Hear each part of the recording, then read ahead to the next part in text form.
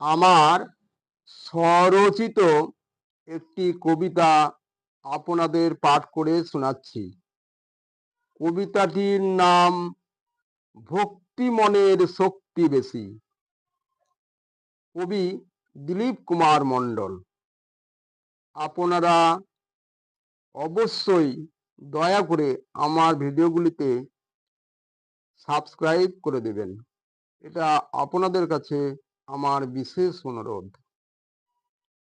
আঘাত প্রতিঘাত ঢেউগুলি দিবানিশি আসে যায়, না পারে নিভাতে, না পারে বহিতে, থাকে না কোনো উপায়।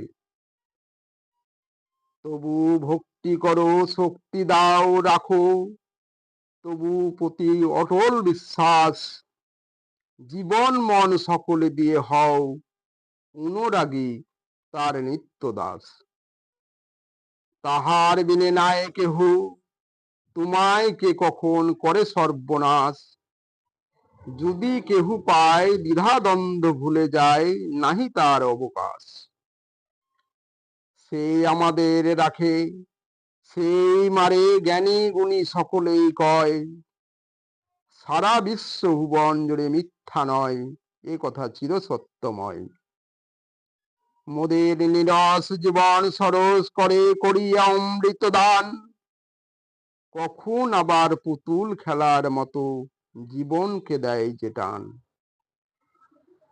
কত রহস্যের জাল ঘেরা পৃথিবীতে এমন তার দান, তাহার ইচ্ছায় যত সব কত রহস্য পৃথিবীতে আছে প্রমাণ।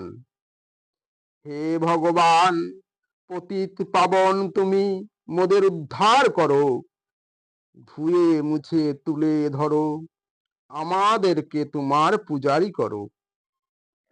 ডাকার মতো ডাকিতে পারি না, তাই তো তুমি দাও না সাড়া। প্রভু গো খুলিয়া দাও আমাদের সকলের নয়ন তারা।